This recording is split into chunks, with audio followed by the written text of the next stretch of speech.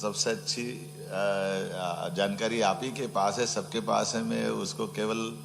स्मरण कराऊंगा, अब मैं उसमें दोबारा क्या बोलूं।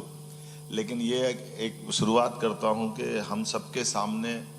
यशस्वी प्रधानमंत्री भारत रत्न स्वर्गीय अटल बिहारी वाजपेयी जी ने तत्कालीन समय कहा था कि किसी भी देश को आगे बढ़ने के लिए उसके अपने उपलब्ध संसाधनों का बेहतर से बेहतर उपयोग होना चाहिए और ऐसे में जलराशि का उपयोग होना चाहिए। तो उन्होंने नदी जोड़ों की कल्पना दी थी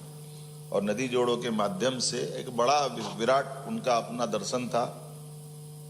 सच मानो तो उस समय कई लोगों को लगा भी था कि ये संभव है क्या, ये तो प्रकृति जन्य है, ये कैसे हो सकता है। लेकिन इसी बात को यशस्वी प्रधानमंत्री श्रीमान नरेंद्र मोदी जी ने दोबारा जब हमारी मीटिंग ली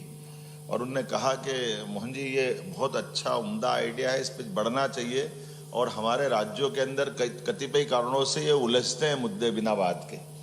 और ये जल तो अपने आप रोको, उपयोग करो, अच्छी बात है, अन्यथा उसका अपनी गति है, वो समुद्र से जो उनका नियत मिलन स्थल है वहाँ तक जाएगा, लेकिन लोगों की ज़िंदगी बदल सकता है। और मुझे इस बात की प्रसन्नता है कि मैंने भी उस बात को उनकी बात को गौर से समझते हुए हमने कहा कि अड़चन क्या है, उलझन क्या है, उस उलझन को समझते हुए पहले हमारे पास एक प्रोजेक्ट था केन बेतवा। अब केन बेतवा से शुरू करता हूँ। केन बेतवा हमारे पूर्व मुख्यमंत्री श्रीमान शिवराज जी के समय भी वो हमारा प्रोजेक्ट हाथ में लिया गया था, लेकिन फॉरेस्ट की लैंड टनल के कारण से, उसकी लागत बढ़ने के कारण से और आपस में कुछ विभागों के तालमेल के कारण से भटक रहा था। हमने इसको गंभीरता से आगे लिया और रिजर्व फॉरेस्ट का जो इलाका था उसमें टनल बना करके और पूरे प्रोजेक्ट पे दोबारा 3-4 मीटिंग हमारे यहाँ की, और जब उसकी लागत, ये बात सही कि बड़ी लागत बढ़ रही है और केवल 10% राशि हमारी लगेगी उत्तर प्रदेश और मध्य प्रदेश की, बाकी 90,000 करोड़ की राशि भारत सरकार देने वाली। आज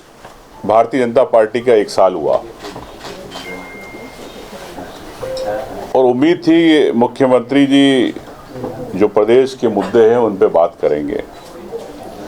लेकिन उनकी जो प्रेस कॉन्फ्रेंस अभी मैं आपके माध्यम से पता पड़ी, जानकारी मिली, जो योजनाएं चल रही थी उन योजनाओं में नया क्या है, और जो योजनाएं के अलावा आपके सरकार में जो घोटाले हो रहे हैं उस पर मुख्यमंत्री जी मौन रहे। तो मैं मानता हूं कि 1 साल के अंदर मुख्यमंत्री